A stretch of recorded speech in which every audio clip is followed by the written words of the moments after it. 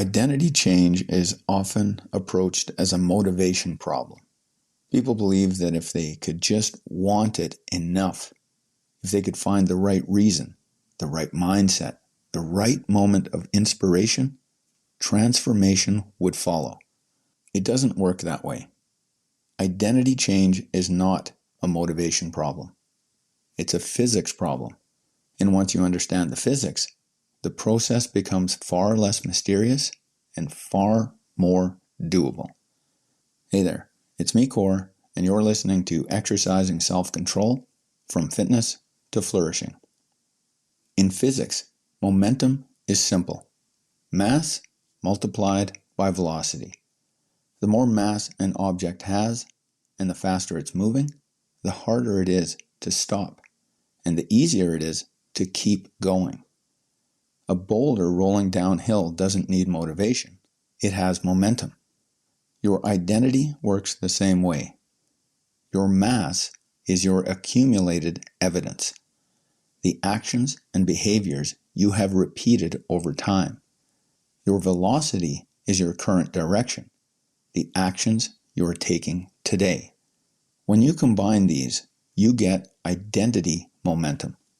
This is the force that makes your behaviors feel either effortless or impossible, depending on which direction it's moving. One workout doesn't change you.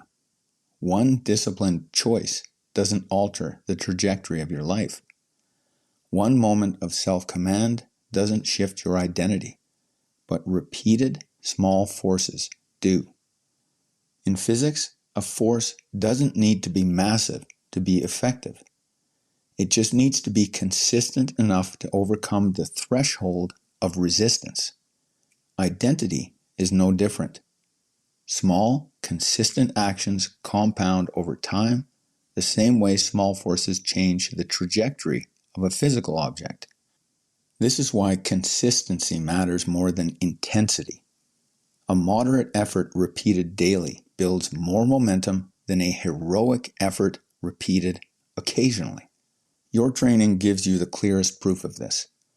The first workout is hard. The second is slightly easier. By the fifth or sixth, something shifts.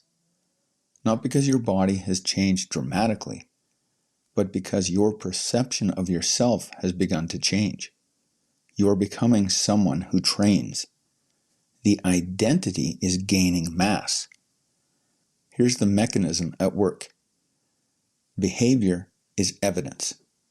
Evidence becomes belief. Belief shapes identity. Identity drives behavior. It's a closed loop, and momentum accelerates it. Every rep, every disciplined choice, every moment of alignment adds evidence to the case you are building about who you are. The more evidence you accumulate, the more mass your preferred self gains. The more mass it gains, the faster it moves. The faster it moves, the harder it becomes to stop. This is not a metaphor. This is the mechanics of how identity actually forms. This is critical to understand. Momentum does not care which direction it's moving. Positive momentum builds through showing up, repeating the fundamentals, stacking small wins, developing skill, and reducing friction. Negative momentum builds through avoidance, inconsistency, negotiation, and self-betrayal. Both compound, both gain mass, and both create velocity. Think of it like a ship's log. Every entry either confirms the course you intend to sail or records a deviation from it. Enough deviations and the ship is no longer heading where you thought. The log doesn't judge, it simply reflects where you've been going. There are no neutral actions.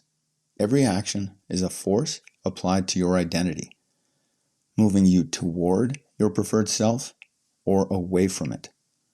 In physics, the hardest part of moving an object is static friction, the resistance to initial movement. Once the object is moving, it takes far less force to keep it moving. Identity works the same way. The first disciplined action is the hardest.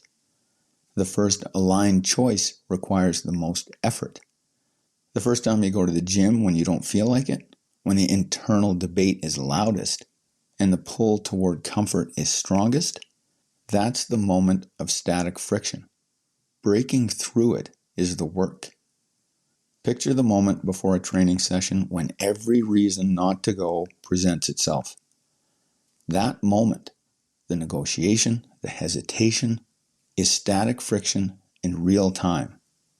The decision to go anyway, to remove the debate and simply act, is how you break it. And once you're moving, the resistance drops. Not because it becomes easy, because you have momentum.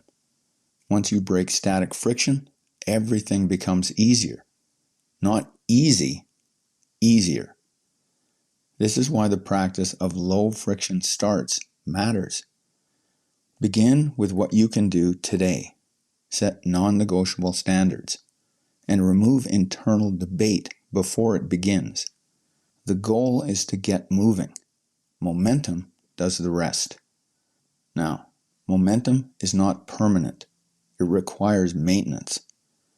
Missing one training session is not catastrophic. Missing 3 begins to matter. Missing 10 is a different problem entirely, because momentum decays the same way it builds, gradually, then suddenly. The identity that took months to build can erode faster than you expect, not through a single dramatic failure, but through the quiet accumulation of small retreats.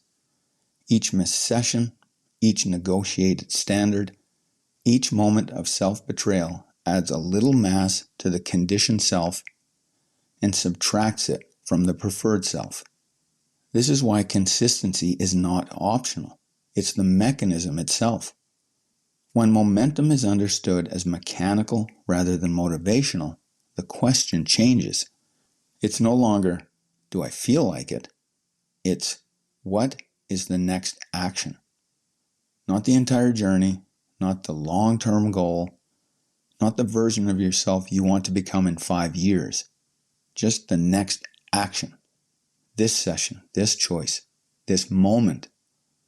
Momentum is built one action at a time. Focus there. Momentum doesn't lie. It doesn't care about your intentions.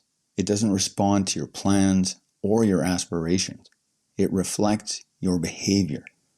And your behavior reveals current truth. The good news is that the physics works in your favor if you use it. Small actions, consistently applied, compound into identity. The person you're becoming gains mass. The person you were loses mass. And eventually, the momentum becomes strong enough that the identity is no longer something you are working toward. It's simply who you are. That's it for today. Catch you next time.